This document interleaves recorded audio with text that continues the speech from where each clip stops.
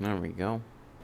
Today I woke up inspired, so I decided to get to work first thing, just with a cup of coffee. Alright. This is going to be an early morning drive on the highway. I've seen it hundreds of times, so I decided to commit it to a painting. If the camera picks it up, that. So this while driving a while back, and I've just committed. I want to do it. As usual, I prepped a sketch, and of course the camera doesn't pick up the 4H LED. Since this is a landscape road, the process can actually be really fun. Just drawing streaks and pulling them away from the center line. Here. An important note here. when using pencils of like actual drawing equipment is the notations on it, like 4B, 4H, 1B, 2H. It's determining the hardness level and the blackness level of the graphite. Under most circumstances, it's best to use a higher blackness level for your pencil because it's easier to erase. I personally rather do the H because the hard pencil makes it be a bit lighter and I don't have to worry about it smudging so often. Ultimately, it's all up to what you're comfortable with. There is a correct, quote-unquote, way to do it and a wrong way to do it, but ultimately, there's no right way to do art. This process goes fairly quick because the way to draw the lines and keep them straight consistently is to do them more quickly.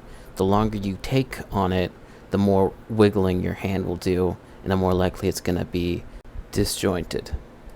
Because most of the complicated color work was going to be on the top half of the painting, I decided it'd be fine to put my phone down at the bottom half, just to get the reference a bit closer.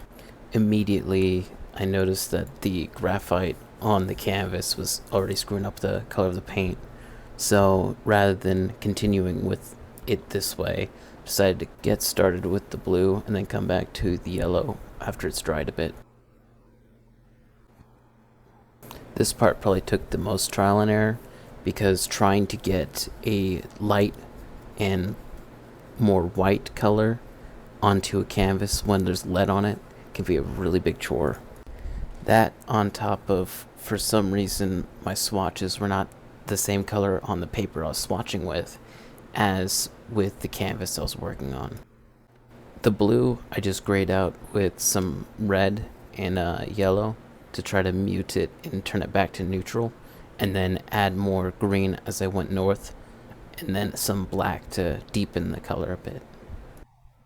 To get the morning sunshine without overpowering it, I had a little bit of orange to fade into the blue, and then dampened it back down with some pale yellow. The higher parts of the sky were a bit easier because they were a deeper blue, but as I got lower to the horizon line, it was a bit difficult to get that pale sunshine without making it look white. Ultimately, I ended up dry brushing a bit of white onto it to try to bring it out without washing it out. I left a blank spot where the tree was, even though I am actually still going to be painting over it, so that I can add a different texture as I painted the tree, so that I can keep a guide for when I was going to start painting the tree in. I didn't want to have to do the negative space between the leaves and the branches. I just, like, on top of already drawing the leaves and branches. This looks like lazy, but what I'm doing is I'm going to be putting a tree here, and I don't have to paint the empty spaces, so. As you can tell, even though it starts off looking fairly sloppy, just doing pale colors of it, it ends up basically being invisible once I start adding the branches.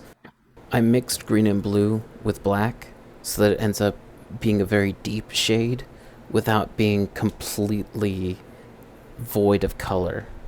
I just wanted to add the vibe of shade without completely eliminating all color from what is basically going to be 3/4 of the whole painting. From here, I can start working on the road, which is going to be kind of like an orangish, darkish brown, with the headlights kind of illuminating certain parts of it.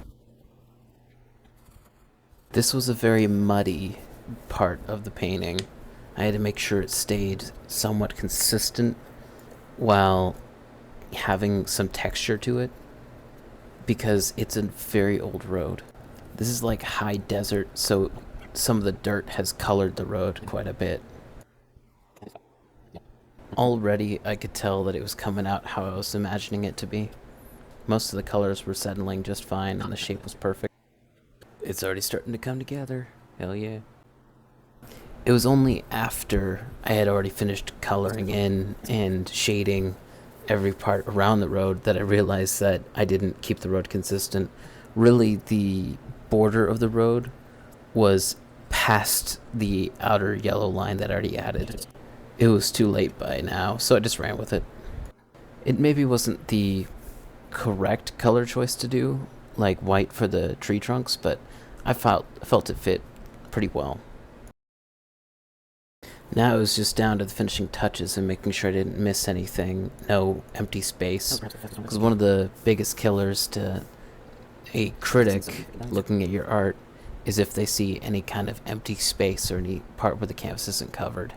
It may very well be intentional on your part to leave that empty space, but it can come off as laziness to a critic.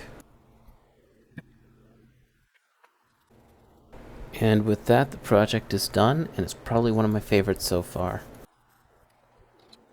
The piece is done.